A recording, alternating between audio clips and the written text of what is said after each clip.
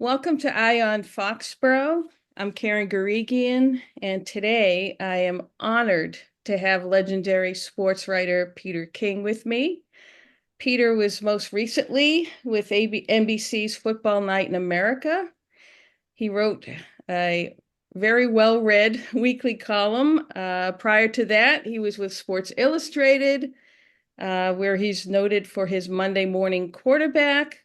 He's a three-time National Sportswriter of the Year and a selector in the Pro Football Hall of Fame. Hello, Peter. Karen, it's so nice to talk to you. It was great seeing you last week in Foxborough. It was. I want to also say that Peter's been a great mentor to young sports writers in the business coming up, and I've always valued and treasured your opinion on things. So, thanks for joining me. Sure. It's weird, Karen. In the past, I'd probably join you and have a real strong opinion about whether Drake May or Jacoby Brissett should start. But quite honestly, I have no clue because, when you're retired and when you've had a bunch of other things occupying your time, I don't really, I don't know who should start at quarterback. Obviously, May will at some point, but opening day, I mean, who knows? It's interesting. Tom Brady on another show was talking about, young quarterbacks shouldn't start because they just don't know that much. And especially compared to how, he spent a year on the sidelines and he learned a lot from Bill Belichick.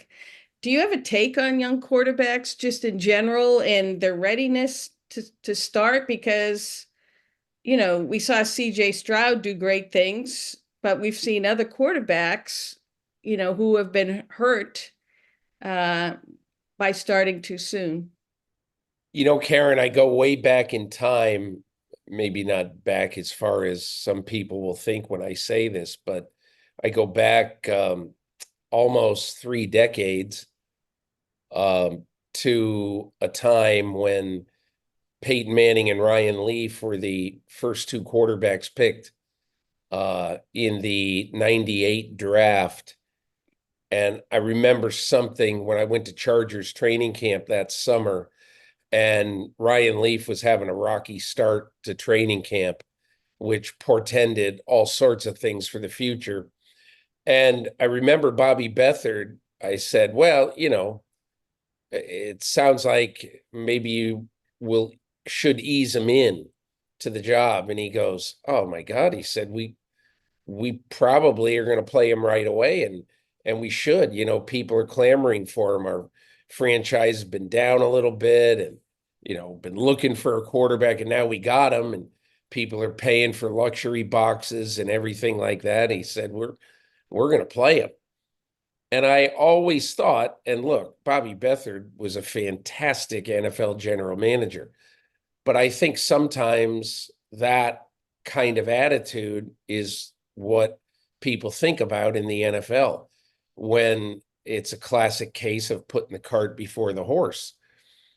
Your job, in my opinion, is to judge when a quarterback is ready to play and also to think about 6, 8, 10 years down the road and not opening day.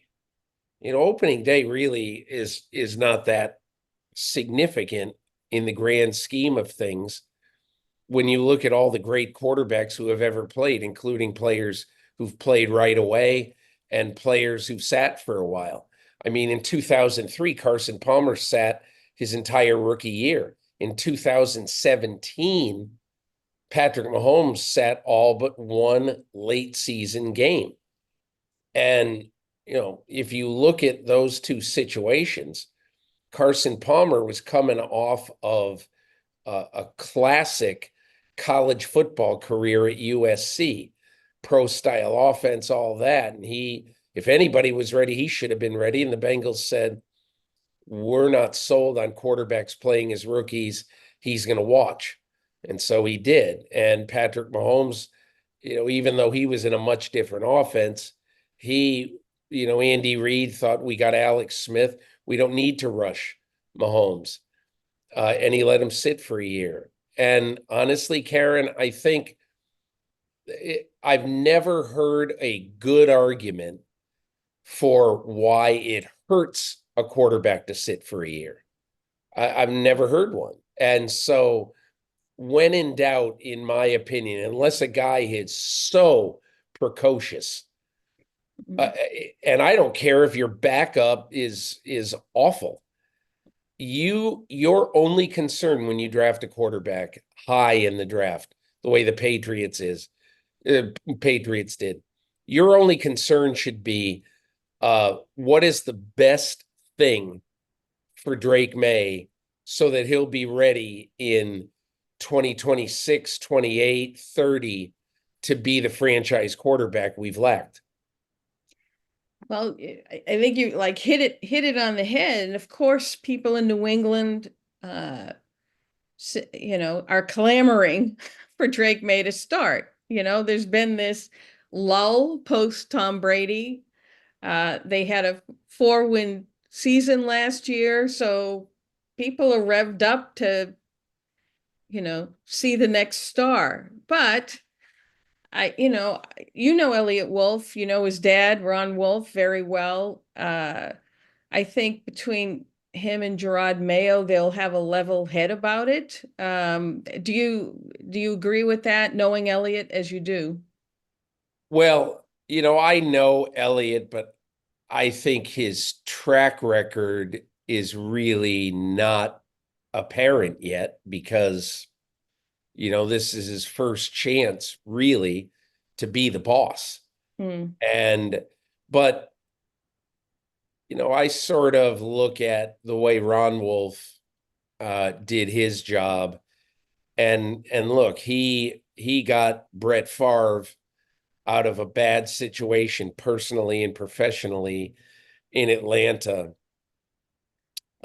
trading for him when he first got the job in Green Bay in the early 90s. And so it's almost unfair to look at what the Packers did with Brett Favre because he already had been in the NFL when he got traded to Green Bay.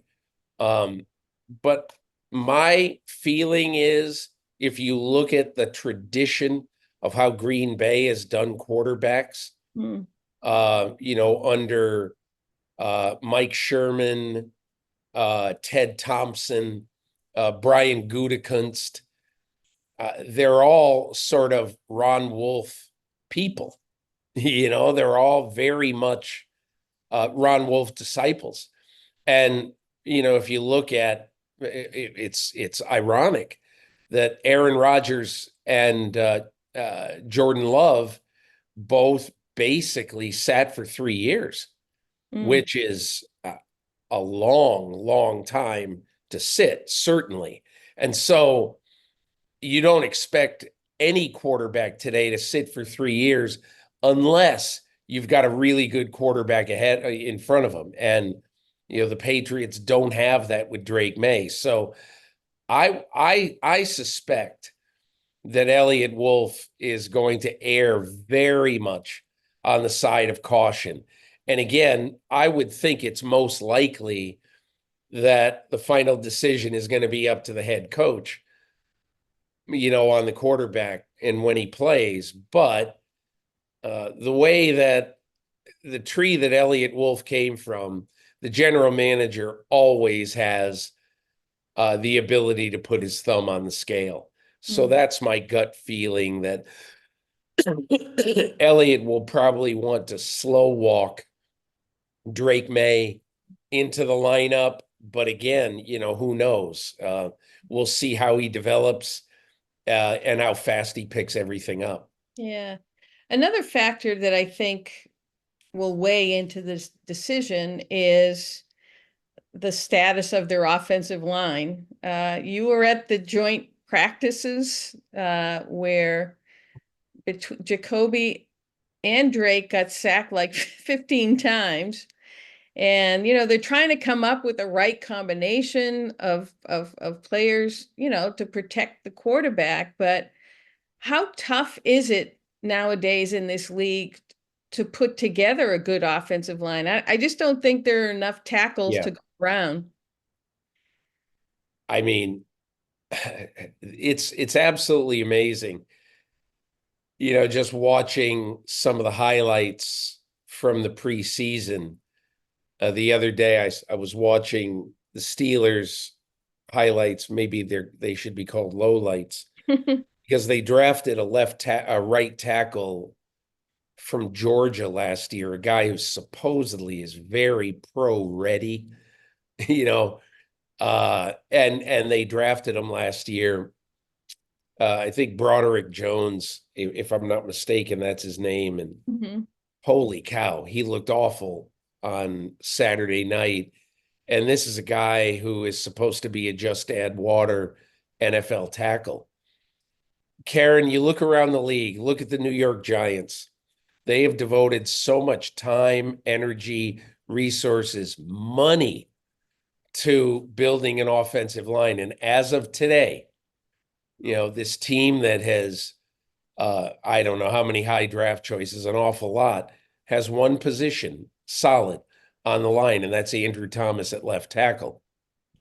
Every other position, they're trying to scotch tape together. Now, they hope that Evan Neal can be a good right tackle, has not shown any sign of that yet. Mm. But all these teams, Karen, every team that devotes a lot of time, energy, and resources and draft capital, so many of these teams end up to be hugely disappointed.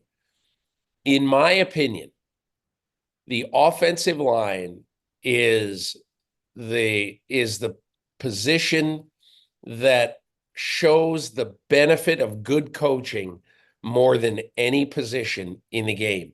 And I'll give you a good example. If you look at who the Philadelphia Eagles start on the offensive line, their left tackle is a guy from Australia who never played football before he came to the United States, Jordan Mailata. And essentially, Jeff Stoutland, the offensive line coach, invented a left tackle in Jordan Mailata. And so that's why, over the years with the Patriots, you say, geez, David Andrews, he really became a great player. Look at all the guys they had on the offensive line who really developed a sound foundation and really protected Brady for years and years and years. Why? Look at Dante Scarnecchia. Dante Scarnecchia, to me, is one of the five best offensive line coaches of all time. And he would always figure out how they were going to put a line together that was going to protect the quarterback. Always, always, always. And so to me, if I were an NFL team, I would look around right now at the 4, 5, 6 coaches in the NFL, starting with Stoutland, um, who have done the most with the least resources.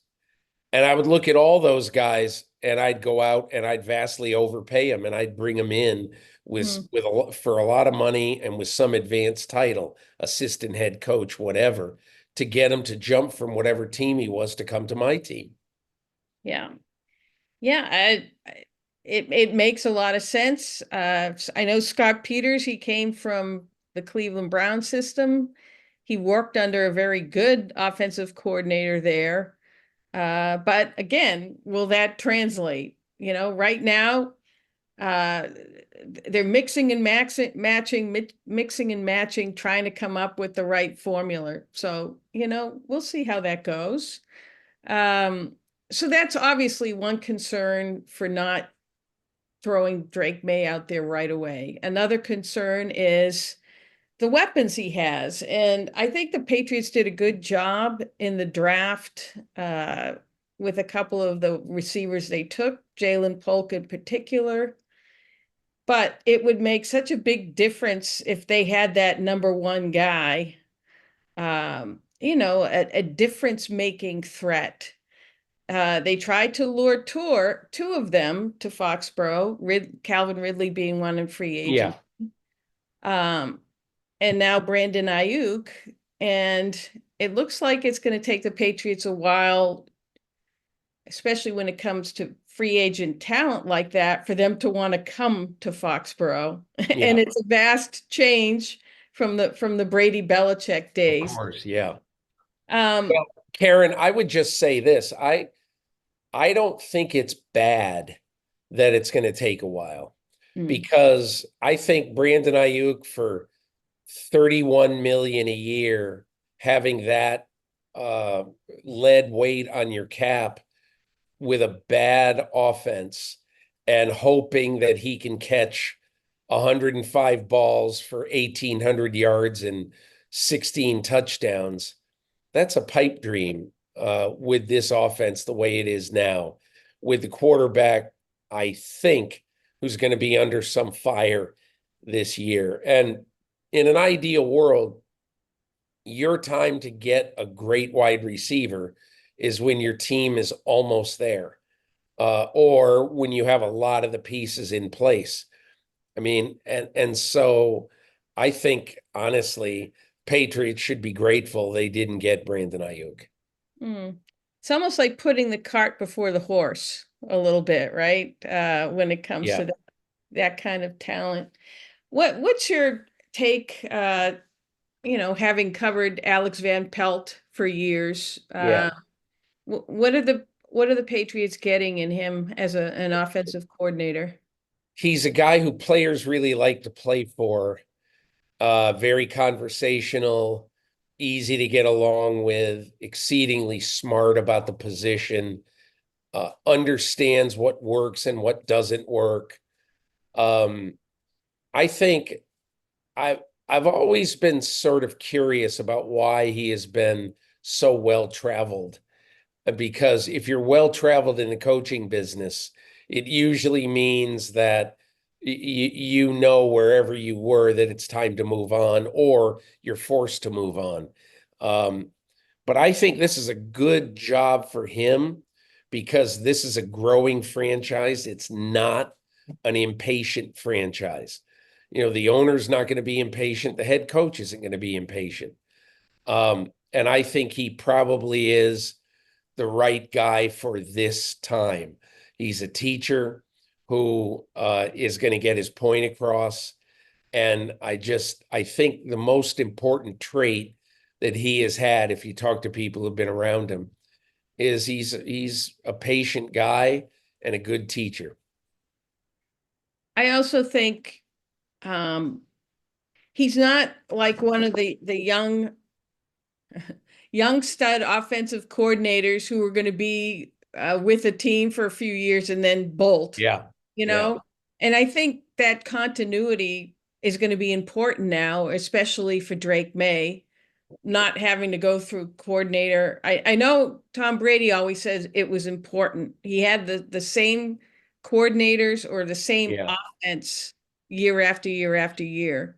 So I think me personally, that might be a good thing in the long run to developing a Yeah. young quarterback. Karen, I remember talking to Tom Brady after the Patriots won their second Super Bowl.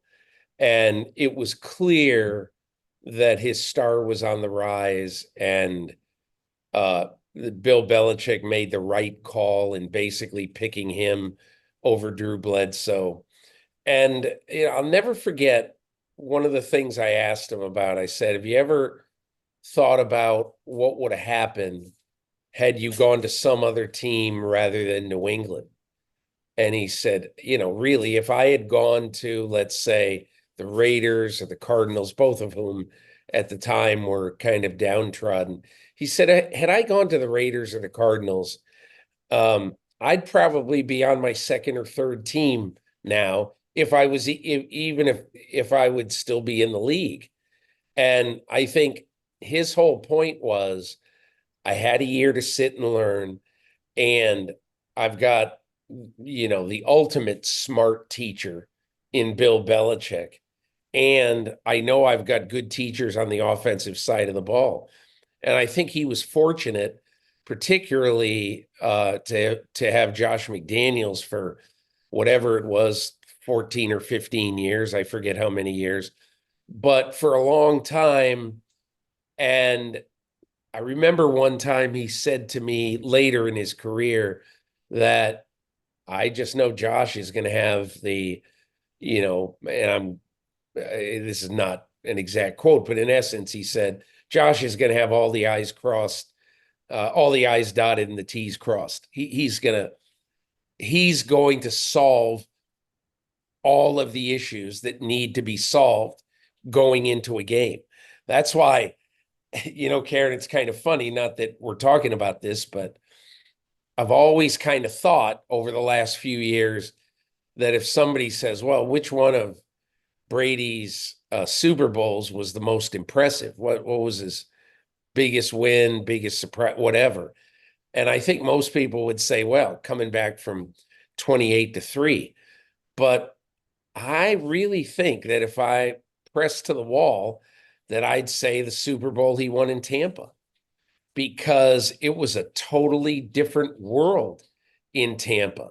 And I think he had great affection and he really liked playing in Tampa. But Bruce Arians was just a totally different head coach than Bill Belichick, and Byron Leftwich was a different coordinator than Josh McDaniels was.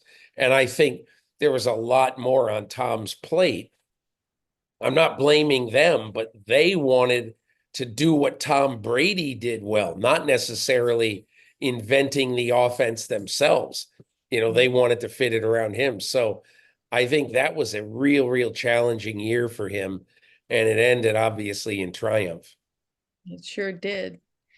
Um, how do you think Gerard Mayo is going to fare through all this as a head coach? Obviously, he's, inheriting a 4-win team. The talent on the roster is considered down the bottom of the league, Yeah. and yet Robert Kraft has entrusted him with bringing them back to life. Yeah, I think the good thing about this year, and look, nobody's going to come out and say it. Gerard Mayo certainly isn't. Robert Kraft isn't. But everybody on God's green earth knows that this is a rebuilding year for the Patriots. And they aren't going to have a really good year. I'll be surprised if they win 6 or 7 games. In part because look at the division they're in. They have 3 on a good day. They got 3 of the top 10 quarterbacks in football. And they all have the ability to be exceedingly explosive. And the Patriots have the ability to be plotting, so I don't think it's going to be a great year for them. But that is not what football today in New England should be about. This should be about looking at this team and saying, how are we going to be the best that we can be on opening day 2025? And nobody wants to hear that. Fans don't want to hear it. Players who have limited shelf life, they don't want to hear it. But any responsible person would look at this team this season and say, this should be about building. This should be about making sure your young players are a lot better in week 17 than they were in week 1. So, and look, as I say, nobody's going to say it, but they know it. And, they're not going to try to lose, but I think they're going to play this year more to develop players than they would in a normal season where you're trying like heck to win every time you go out on the field. Yeah, I agree with that. And, patience is going to be the big thing for fans, but Yeah. it's about, as you said, developing these players, and hopefully by the end of the season, you see signs of that progress. I mean, it happened when Bill Parcells took over. They weren't good right away, and they built into something. It happened when Bill Belichick took over. They weren't great right away, but toward the end of these seasons, things started to click in, players, started to develop, and you could see the progress so that like in year two, they were something. Right. And the other thing I think that is really important to think about when you're trying to chart what this year is going to be like. So, most people, when they look at either a draft or a rookie class, and you draft a quarterback high in the draft, that's all they care about. But I guarantee you that is not all that the brain trust cares about. I mean, look, I have absolutely no idea. I don't know these players. I don't know what's going to happen with any of them.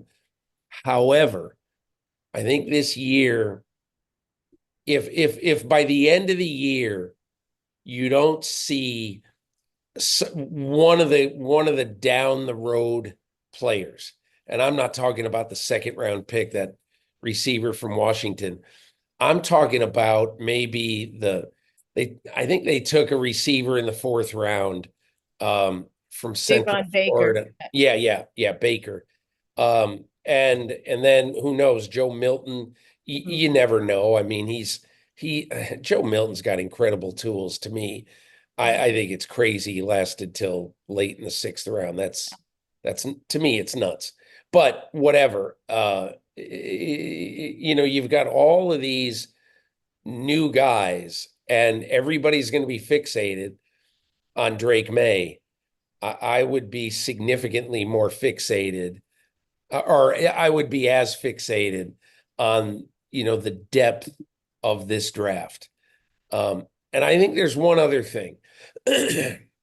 Look, I think the Patriots, didn't they get a 3 for Judon from Atlanta?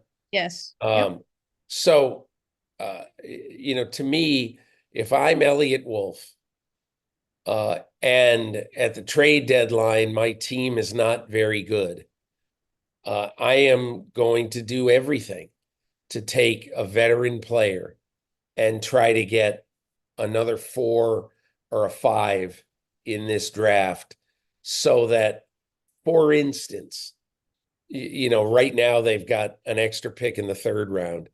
I mean, great general managers find ways to improve their team, even in the middle of the sort of desolation of a bad season.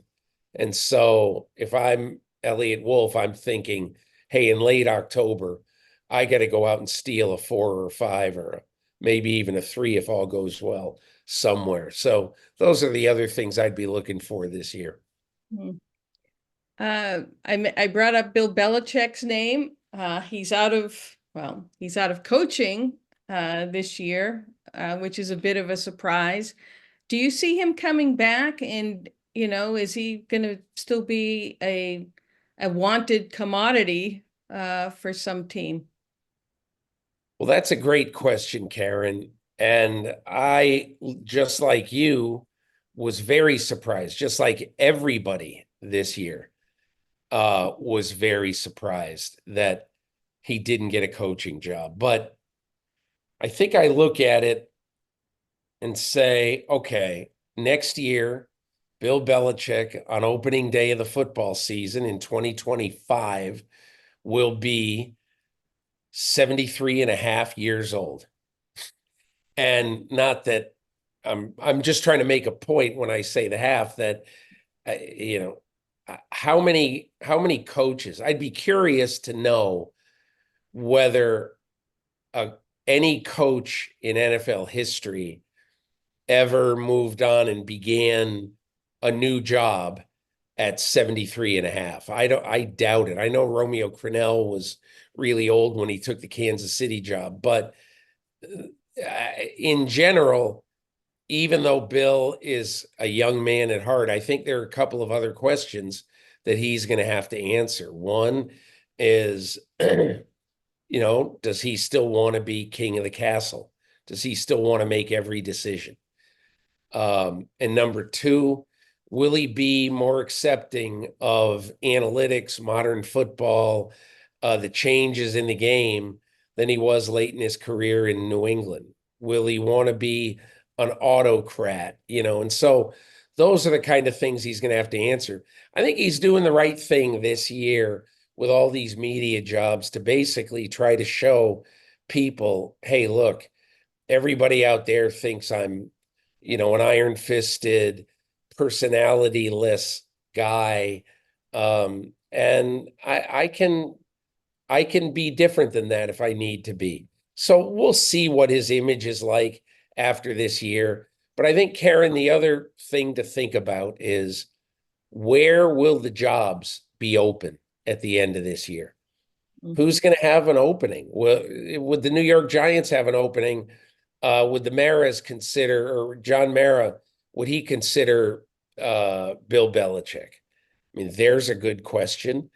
Would other teams consider Bill Belichick? And it just didn't seem to be a lot of franchises this year that felt they were a good fit with Bill Belichick. So it's got to be an owner who's going to be comfortable with hiring an old man, quite frankly, regardless of how young he seems, in how he acts and all that.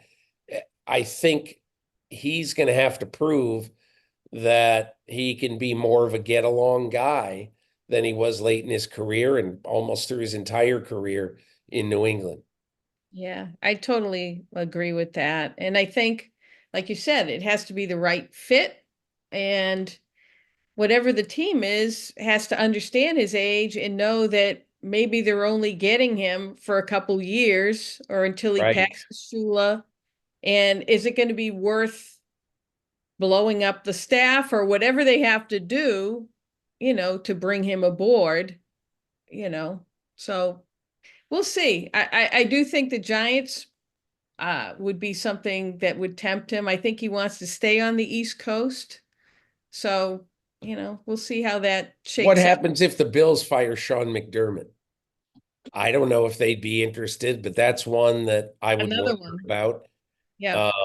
Not that I think the Bills are going to fire him, but look, this is a very fast, things change fast in football. So I think you have to look at all the options for him at the end of this year. I think he certainly is going to want to get back in it. And then we'll see if there's a better match than there was this year. Yeah, I totally agree.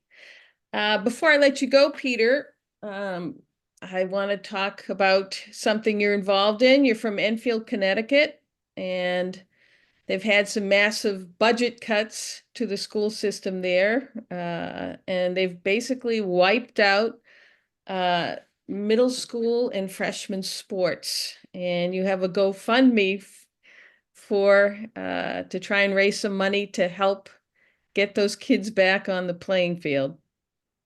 Yeah, Karen, I got called a couple of months ago I lived in Enfield till I was 18 years old and left for college and have never lived there since then. But obviously, I'm tremendously, I'm indebted to the town that raised me, along with my family. And especially, I don't know how people in your audience feel, but uh, the vast majority of my memories from junior high school and high school are sports memories, are being on getting a big hit against East Hartford High School when I was a senior, to win a big baseball game. I played soccer and we had a lot of big games. We were a pretty good team back then, but those are so many of my best memories.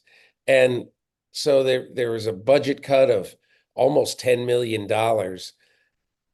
in Enfield. The town has really changed significantly. The acting superintendent there told me that, that about 52% of the kids who will go to school there this year live at or below the poverty level. Mm. And, the town needs help.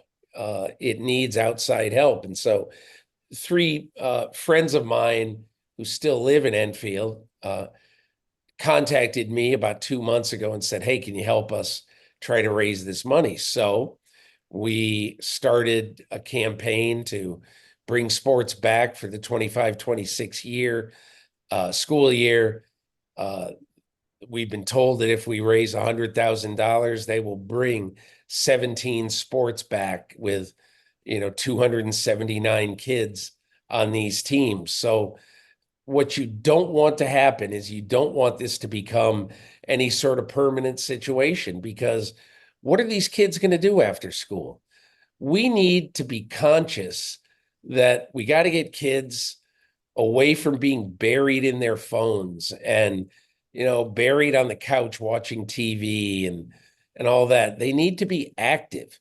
And I hope that we're able to impact this. We're at about $23,000 in the GoFundMe right now.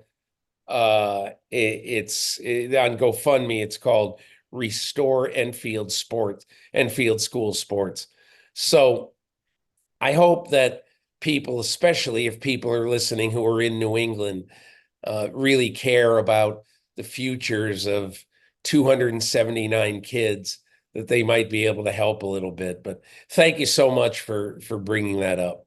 Yeah, so if anyone wants to help out, it's www.gofundme.com, Restore Enfield School Sports, support 279 kids. Good luck with that, Peter. Karen, And thank you. And it's great talking to you. And I'm so glad to see you're still at it, and I am. to see you up in Foxborough. Thanks so much, Peter. Take care and enjoy retirement. Okay. Hey, thanks a lot, Karen.